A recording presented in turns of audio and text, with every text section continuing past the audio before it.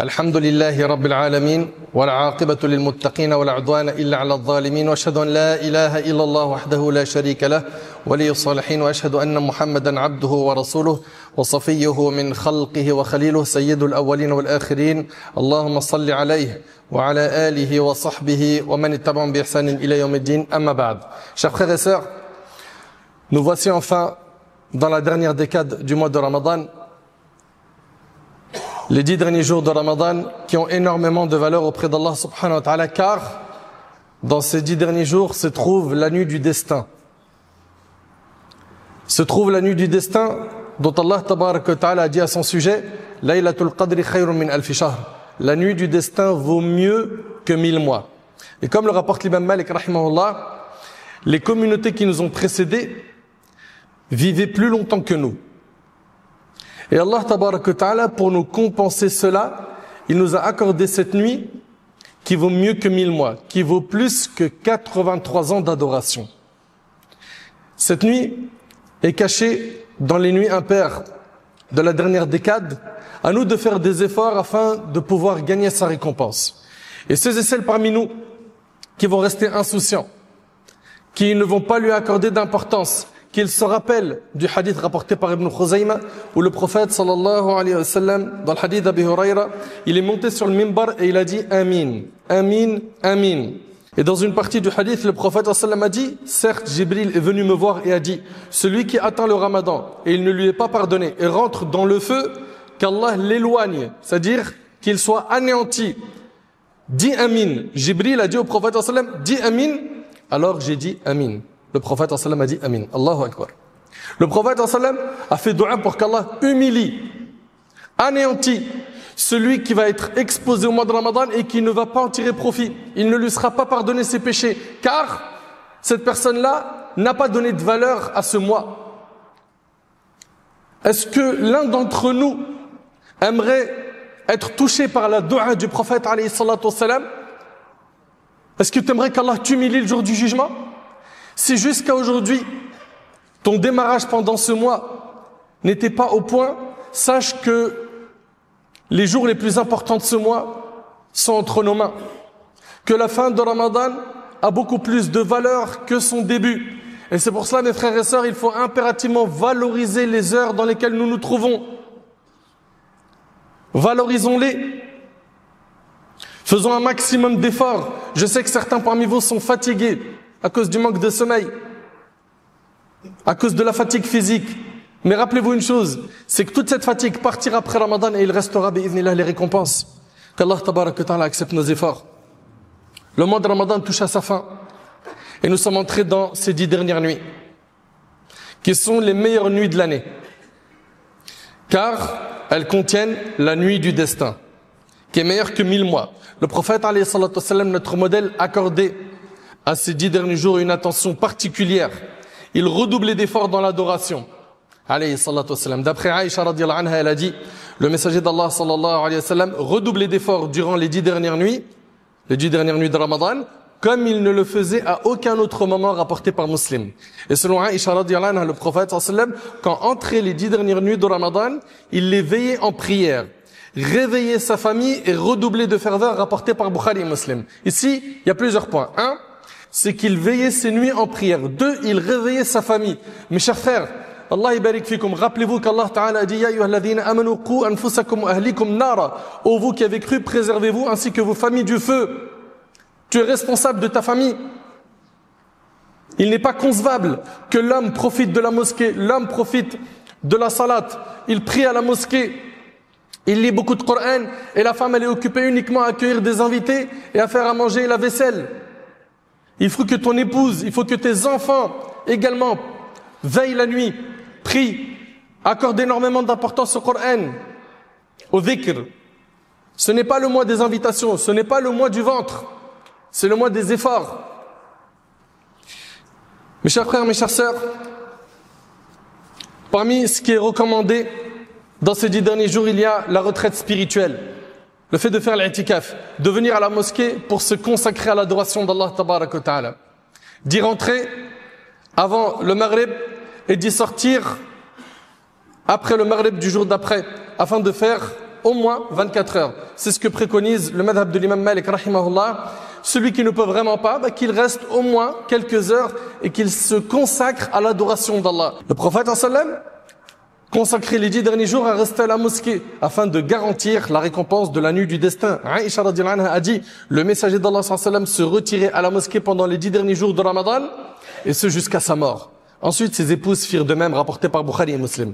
Le but de l'i'tikaf, de la retraite spirituelle, est de se consacrer entièrement à l'adoration d'Allah, de trouver la sérénité, de réconcilier ton cœur avec la ibad à l'adoration, de trouver la sérénité, la proximité avec Allah subhanahu wa ta'ala, et de se détacher des préoccupations et distractions de ce bas monde.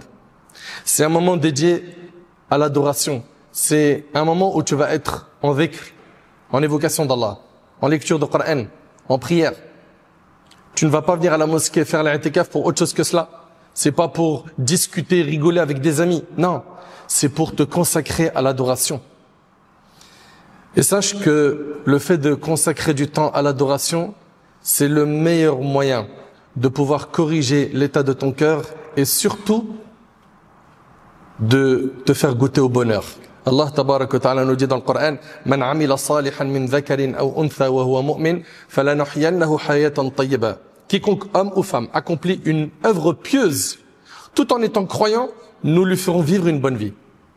Tu veux vivre une bonne vie, il te faut deux choses, la foi et faire des bonnes actions. C'est avec ça que tu vas trouver le bonheur. C'est avec ça que tu vas apaiser ton cœur, pas avec le matériel. Pense pas que c'est en obtenant des milliers d'euros, des dizaines de milliers d'euros, des millions d'euros que tu seras heureux. Ce n'est pas avec la multitude des biens de ce monde que tu vas avoir le bonheur. C'est avec la foi et c'est avec les œuvres pieuses qu'Allah tabarak wa ta'ala nous accorde une foi inébranlable. Serviteur d'Allah, le prophète alayhi salatu wassalam, pratiquait l'i'tikaf durant les 10 dernières nuits de Ramadan. Le prophète sallam pratiquait l'i'tikaf durant les 10 dernières nuits de Ramadan, à la recherche de Laylatul Qadr, la nuit du destin. Cette nuit bénie se trouve au cours des 10 dernières nuits. Mais elle n'est pas fixée à une date précise. Elle peut être la nuit du 27, elle peut être la nuit du 21, et elle peut être une autre date.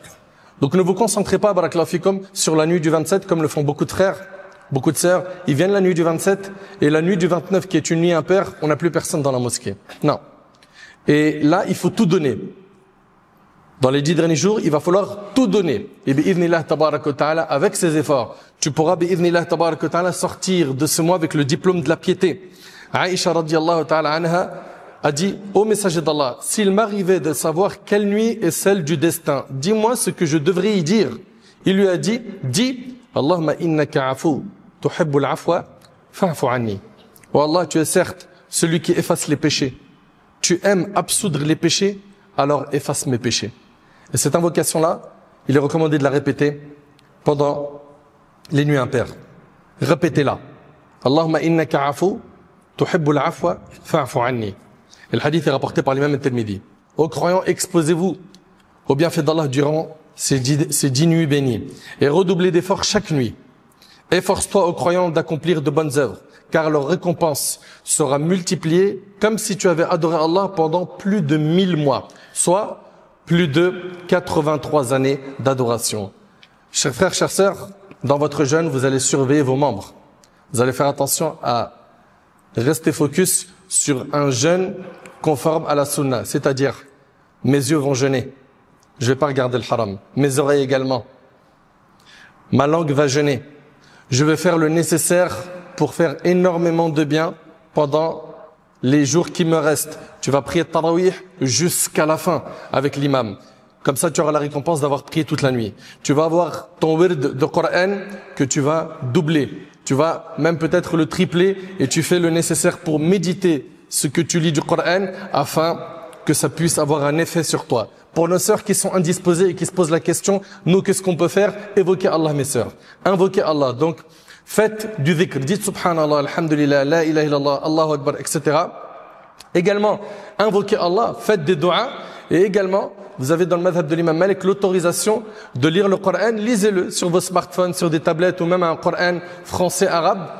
afin de pouvoir profiter de la lecture du Coran. Ce sujet est un sujet de divergence et on ne va pas détailler ce point car ce n'est pas un cours de fiqh, mais nos sœurs peuvent profiter de la lecture du Coran dans le madhab de l'imam Malik. Le dhikr multiplie l'évocation d'Allah subhanahu wa ta'ala. Le prophète a dit l'image de celui qui évoque Allah et celui qui ne l'évoque pas est l'image du vivant et du mort. L'istighfar, demander pardon à Allah subhanahu wa ta'ala. Nous avons énormément de péchés à nous faire pardonner, multiplions cela. Également, fais le nécessaire pour que chaque jour tu fasses une aumône, peu importe le montant.